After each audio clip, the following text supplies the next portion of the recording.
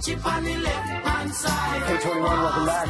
Live shot from Century Plaza Hotel and Spa, September 17th.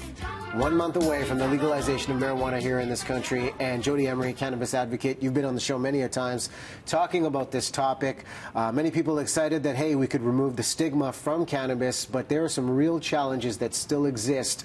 What are the priorities for you as you've had your voice heard in this discussion? Well, as you said, we would hope that legalization means the stigma does not exist. But sadly, the federal government, Justin Trudeau and Bill Blair, have repeatedly said legalization is not meant to normalize cannabis. And to that end, they've pledged $500 million extra law enforcement, tougher new laws, increasing maximums from 7 years to 14 years, harsh new punishments and penalties. And quite frankly, all of the existing cannabis that we've been campaigning to legalize will remain illegal. It's called illicit cannabis, and it carries a lot of punishment and penalties. And we see $1 billion across Canada being pledged to extra law enforcement against marijuana. Well, there's a big gray area with the enforcement now, because you have an industry here, and we took a tour earlier this year with BT going inside a dispensary and seeing the products, how they're helping communities. What happens to these dispensaries that currently exist versus the one legalized outlet, licensed outlet, I should say, in Kamloops that will pop up on the 17th? Well, it's very sad because for decades, legalization advocates have said we need to stop criminalizing the Canadians who engage with cannabis, stop criminalizing the massive industry that we know BC is a huge part of, and to stop wasting hundreds of millions of dollars on law enforcement. But none of those objectives are being met. When the federal government started campaigning in 2016, early 2016, they started saying we're going to crack down.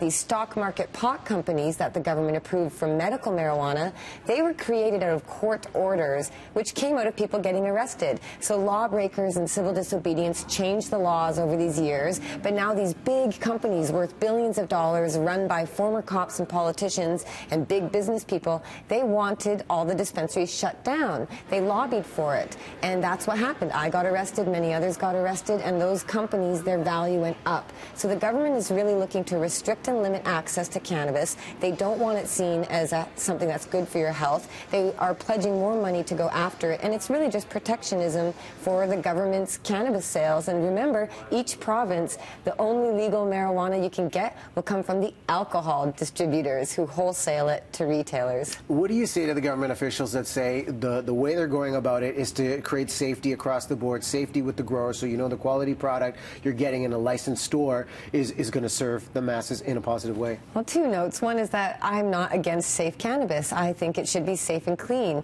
But government is not interested in our health. They push alcohol, tobacco, and pharmaceuticals and opioids on us every day. The government officials themselves drink beer and tell us to buy it because they're addicted to the revenue. And that's what's happening with cannabis. The government is realizing, wow, all of this cannabis law enforcement and the reduction in alcohol crime, we need to redirect our spending and our money. So they're cracking down on the existing industry by demonizing it and saying it's dangerous, when in fact, right now, some of these licensed producers of medical marijuana are in court because veterans were poisoned by the toxins put on those plants. Remember, these big companies are like factory farms. They have to grow a lot of pot, and they can't even meet the demand of patients, let alone the recreational demand. So they're growing really terrible quality cannabis and using it as a messaging point that only they can do it safely because the government supports them. Quite frankly, that's a lie. The government is not interested in our health because cannabis is good for health. We know that it's medicine. We know it reduces opioid deaths. And yet the governments across Canada and the police are cracking down on the only proven solution to the opioid crisis.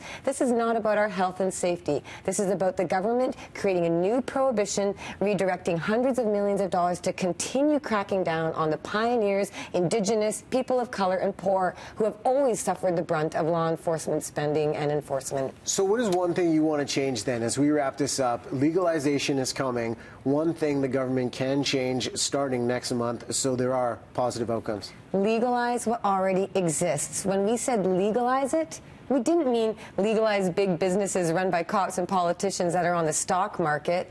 We were saying legalize the massive industry that's already operating. The Justice Department of Canada admits that when they analyze court cases, 95% of pot growers are peaceful, nonviolent people with no connection to gangs. Gangs and dangerous people aren't really involved in cannabis. It's peaceful, nonviolent Canadians. The government cannot eliminate the criminal market with harsh new criminal laws. Those laws create the crime that wouldn't exist otherwise. We're just peaceful adults engaging in consensual transactions, and the government is trying to interfere in our personal liberties and our health. Well, there's a healthy debate going on, two sides of the discussion, and people can get involved, obviously, and have their voice heard, especially over the next couple of years. Jodie, thanks so much for coming on. Thank you so much. We'll take a break.